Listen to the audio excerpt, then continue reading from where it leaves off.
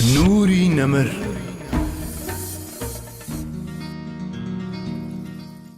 بەر لە پێغەمبەرایەتیش وەک پێغەمبەرێک ژیاوە. دەستپاچی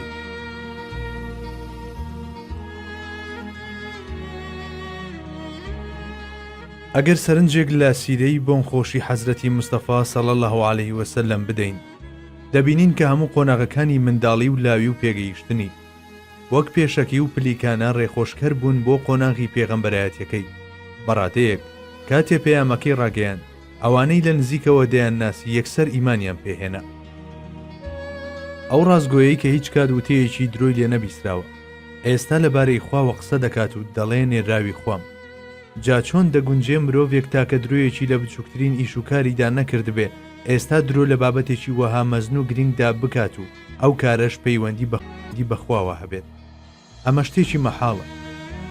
بەڵێ، ئەمە بیرکردنەوەی مرۆڤی ئەو سەردەمە بوو. گەر هەمووشیان نەبێت، ئەوانەیان کە عینادی و حەسوودیان وەلا نابوو، زوو بە زوو ئیمانیان پێدەهێنا. ڕاستە ئەو سەردەمی ئەوی تێدا دەژیا سەردەمی نەفامی بوو، بەڵام دەبێت ئەو ڕاستیە لای هەمووان ڕوون بێت کە ئەم پەسن و ناساننا ناوێک بوو لە ژیانی ئەو کەسانە نرابوو کە لە دەرەوەی زەمەنە تایبەتەکەی ئەودا دەژیان. دەنا پێغەمبەری خودا هەرگیز لە نەفامیدا نەژیاوە. ئەو کەسێکی ئەمین بوو، هەمووانیش بەم سیفەتەوە دەیان ناسی.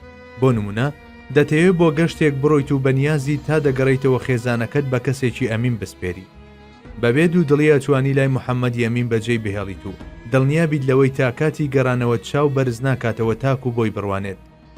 ئەگەر پێت خۆش بوو ماڵ و سامانەکەت لای کەسێکدا بنیت، ئەوە یەک سات تووشی دڵە ڕاوچێ نابیت کە بچیت ماڵەکەتی پێ بسپێری و دڵنیابیت کە تۆسقاڵێکی تووشی نایەت و بە چاکترین شێوە بۆتی دەپارێزێ. ئەگەر ویستت شتێکت بە تەواوی و بە یەقینی لە هەر کاروبارێکدا بۆ دەرکەوێت و ڕاوێژ بە کەسێک بکەی، ئەو کات دەبێ بە زوویی خۆت بگەێنیتە ڕازگۆی ئەمین بۆ ئەوەی گوێی لێ بگری و بابەتەکە لەبەر ڕووناچی وتەکانی ئەودا هەڵبسەنگێنیت، چونکە لە ژیانیدا تەنها درۆیەکیش چییە بە دەمیدان نەهاتووە. ئایا بەڵگەت لەسەر ئەمە دەوێ؟ زۆر باشە. ئەوە تا سەر دەکەوێتە سەرگردی سەفا و لە خەڵکەکەی دەوروبەری دەپرسێت، ئەگەر هەواڵتان بدەمێت کە کۆمەڵێک سوارە و شەڕکرد لە پەنای ئەو شاخەدان و خەریکە هێرشتان بۆ دێنن، ئایا بڕوان پێدەکەن؟ هەمویان بە یەک دەنگ وتیان بەڵێ بڕوات پێدەکەین، چونکە هەرگیز درۆمان لێ نەبیستووی. لە نێو ئەو خەڵکەدا کەسانێکی وەک عوتبەی کوڕی ڕەبیعە و وەلیدی کوڕی موغەیرە و ئەبوو جەهل و هەندێکی تریش لە دوژمنانی دین هەبوون کە وەڵامیاندایەوە و بڕوایان پێکرد. هەموو دانیاننا بەڕازگۆیی و ئەمینی و ڕاستڕەوی ئەودا. ئەو دەمەی لە سکی دایکی بوو، باوکی کۆچی دوایی کرد. کە تەمەنی گەیشتە 6 ساڵان، دایکیشی وەفاتی کرد.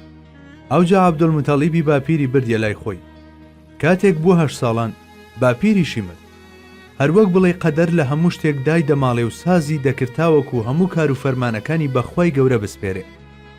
هەر کەسێک پارێزگاری و سەرپەرشتی کردنی ئەوی بگرتایەتە ئەستۆ، زوو بە زوو ماڵ ئاوایی لە ژیان دەکرد، وەک بڵێ بە دەرکەوتنی نهێنی ئەحەدیەت لە دووتوێی نووری تەوحیددا، ڕاستەوخۆ بە کردەی چاودێری و پارێزگاری خوای گەورەی بیردەخرایەوە.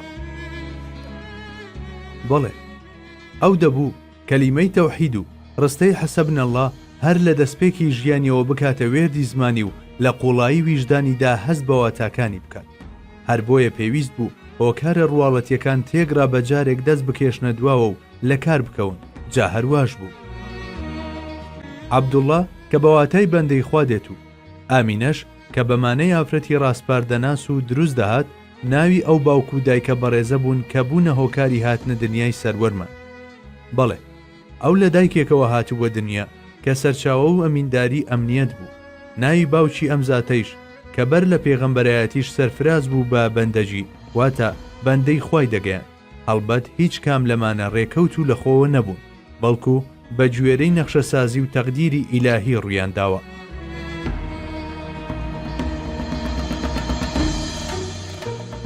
بەبێ دایک و باوک گەورە بوون. ئەو بەبێ دایک و باوک گەورە بوو، کۆڵێکی قورس و فەرمانبەریەکی زۆر گرنگ چاوەڕێی دەکرد. بۆیە دەبوو هەر لە سەرەتاوە خۆی بۆ ئامادە بکات. دەبوایە بگاتە چڵەپۆپەی تەوەککول و ئامادەباشی بێ بۆ ڕوبەڕووبوونەوەی هەموو کێشەکان.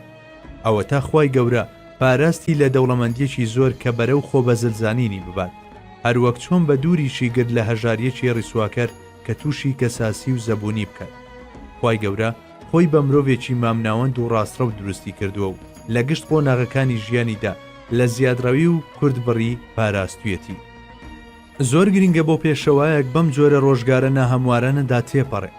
پێویست بوو مانای هەتیوی زۆر بەباشی تێبگات، تاکو لەگەڵ بەردەستەکانیدا وەک باوکێکی بەسۆز و دلۆڤان ڕەفتار بکات. هەر کەسیش بێدایک و باوچی چەشت بێ دەتوانێت ببێتە باوکێکی بەزەی و بەسۆز بۆ نەتەوەکەی. هەروەها پێویست بوو تامی هەژاری و نەداریش بچێژێ تاوەکو هەست بە گیر و گرفتی ئەوانە بکات کە هەڵدەستێ بە بەڕێوەبردنی لایەنەکانی ژیانیان. بەم جۆرە خۆڕەوشتی یارمەتیدانی هەژارە بێنەواکان و دەستێنان بەسەریاندا و بەخێوکردنیان و بایەخپێدانیان لەو ئاکارە بەرزانەی پێغەمبەری خوا بوون کە ڕەگ و ڕیشەیان دەگەڕایەوە بۆ ئەم قۆناغەی ژیانی. بەڵێ ئەو خۆی چاکەتیوی چەشت بوو، لەو ئاوەی نۆش کرده بوو، هەواکەیشی هەڵمژی بوو، بۆیە تەنانەت کاتێکیش گەیشتە لووتکە دەستبەرداری ئەم خۆڕەوشتە جوانانە نەبوو، ئەو ژیانە ساکارەی هەروە مایەوە. لە هەموو ژیانی دیا دڵی هەتیوێکی نەڕەنجاندووە. هەر کەسێک داوای شتێکی لێکرد بێ دەستی بەڕوویدا نەناوە و تەریقی نەکردوێتەوە، چونکە پەروەردگاری فێری ئەم ڕەوشتە جوانەی کردووە و لەسەر ئەم ئاکارە پەروەردەی کردووە. ألم يجدك يتيما فآوى ووجدك ضالا فهدى ووجدك عائلا فأغنى فأما اليتيم فلا تقهر وأما السائل فلا تنهر وأما بنعمة ربك فحدث. ئایا پەروەردگارت نەیبینیت بە هاتیوی و خێرا دەوری لێکردیتەوە و لانەی بۆ سازاندیت؟ ئەی لە حەیرەتدا نەبوویت و هیدایەتی دایت؟ ئەی نەیبینیت هەژاریت و دەوڵەمەندی کردیت؟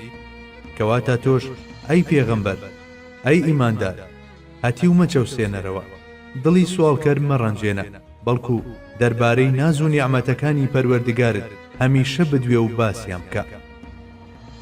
هەر کاتێ ئەم سوورەتە دەخوێنمەوە بێباوچی خۆم لەگەڵ ئەوەشدا کە باوکم چەندین ساڵە وەفاتی کردووە لە حزوری پێغەمبەری خوادا صلی الله علیه وسلم وەک شەفاعەتکارێک دەردەبڕم و بەو ئومێدەی منیش لە بەردەرگاکەی وە دەرنەنێ عەرزی حاڵم دەکەم و دەڵێم وا ئەمە شەتیوێک لەبەر دەرگاکەتدا. چی دەبێت لەبەر دەرگاکەت دەری مەکە. لەلای عەبدولموتەڵیب دەمێک بوو باپیری نوری پێغەمبەرایەتی تیا بەدی کرده بوو، چونکە هەموو ئەو ڕۆژانەی لەگەڵیدا دەژیا ڕۆژانی پڕپیت و بەرەکەت بوو. ئەوە تا لەگەڵ خۆیدا بۆ کۆڕی پیاوماقوڵانی دەبرد و ڕێزی شایستەی لێدەنا. دوور نییە ڕزگارکردنی مرۆڤایەتی لە ناو چاوانیدا بەدی کردبێ، چونکە لە نیگا و ڕوانینەکانی پێغەمبەری خوددا صلی الله علیه وسلم هێندە ئاماژەی قوڵ و ناوەڕۆکی واتادار هەبوون، ئەستەمە لە یەکێکی تردا بوونیان هەبێت. لەوانەشە ئەو هەواڵانەی لە لوئەیەوە بیست بێ کە یەکێکە لە باپیرەکانی و لەبارەی دەرکەوتنی پێغەمبەرێک لەنەوەی خۆیەوە جێڕاویەتەوە. پێدەچێ بەهۆی ئەم مزگەنیەوە نیشانەکانی پێغەمبەرایەتی تێدا بەدی کردبێ و ئەمە بوو بێتە هۆکاری ئەو هەموو خۆشەویستی و هۆگریەی هەیبووە بۆ کوڕەزاکەی، بەڕادەیەک کە غیرەی لە چاوی خۆشی دەکرد بەرامبەری. ئەم پیاوە مەزنا کاتێک وادەی مەرجی هاتە پێش زۆر غەمگین بوو بەکوڵ دەگریا، چونکە ئیتر نەیدەتوانی محەممەدەکەی لە ئامێز بگرێ و بیگوشێ بەخۆیەوە. بڕوانن ئەو پیاوەی لە هێرشی سوپای ئەبرەهەدا بۆ سەر شاری مەکە چاوی نەتروکاند و لە جەنگی فیجاریشدا کە جەنگێکی چەند ساڵە بوو دژی چەندین خێڵ چاوەکانی ئەسرینێکیان نەڕژاند، کەچی ئێستا کە ئەم پیاوە گەورەیە هەر وەک منداڵێکی بچووک لە تاو دوا ساتەکانی جێهێشتنی کوڕەزا بەختەوەرەکەیدا بە کوڵ دەگری. بەم شێوەیە بە مردن و ماڵ ئاواییکردنی لە ژیان سەرپەرشتی و پارێزگاری عەبدولموتەڵیب کۆتایی هات. دەبوایە گەوهەر و مرواری بوونەوەران بدرێتە دەستی ئەبوتالیبی مانی. ڕۆیشتنی بۆ لای ئەبوتالیب. ئەبوتالیبی مامیشی پەیمانەکەی خۆی بردەسەر. نزیکەی 40 ساڵ پێغەمبەری خوای گرتە خۆی و بوو بە پاڵپشت و یارمەتی دەری. بەڵام ئەم چاکەی بێ بەرامبەر نەمایەوە، چونکە خوای گەورە کوڕێکی وەک ئیمامی عەلی ڕەزای خۆی لەسەر بێ پێبەخشی. ئەمە جگەلەوەی کەنەوەی هەر پێغەمبەرێک لە پشتی خۆی دەبێت کە چینەوە وەچەی پێغەمبەری سەروەرمان لە ڕێگەی حەزرەتی عەلیەوە بەردەوام دەبوو. لەم بارەیەشەوە ڕیوایەتێک لە پێغەمبەرمانەوە هاتووە. حەزرەتی عەلی نوێنەری لایەنی ویلایەتی پێغەمبەری خوا بوو. لەم ڕۆوە ئەو بە گەورە و سەرتاجی هەموو ئەولیاکان دەژمێردێ، تاکو ڕۆژی قیامەتیش خواناسان و شوێن کەوتوانی هەموو تەریقەکان زۆر بەڕێز و شکۆوە یادی ئیمام دەکەن و شوێنی دەکەون. حەزرەتی عەلی کە شاهی مەردان و حەیدەری کەڕار و زاوای پێغەمبەرە، وەک بڵێ خەڵاتی خوای گەورە بوو بۆ ئەبوو تاڵیب لە پاداشتی ئەو چاکانەی بەرامبەر پێغەمبەری خوانواندی. ئەبوو تاڵیبیش هەر وەک عەبدولموتەڵیبی باوکی تەنها هۆکارێکی ڕواڵەتی بوو. دەناخوای گەورە سوبحانەهو وەتەعالە خۆی پارێزەر و چاودێری ڕاستەقینەی ئەو بوو، خۆی سەرکاری دەکرد و فەرامۆشی نەدەکرد. لە کاتێکدا خوای گەورە ئەم کەسایەتیە ناوازەیەی بەرز دەکردەوە بۆ پلە و مەقامی نبووەت، کۆمەڵگەیشی ئامادە کرد بۆ وەرگرتن و قبوڵکردنی ئەو پێغەمبەرە. ڕۆژ دوای ڕۆژ نیشانەکانی پێغەمبەرایەتی خۆریان لەسەر هەڵدەهات و ئاشکرا دەبوو، تا ئەوەی حەزرەتی موحەممەد درودی خوای لێبێ بوو بەو کەسایەتی کە هەموو خەڵک باسییان دەکرد و دەیان ناسی. نوری نەمر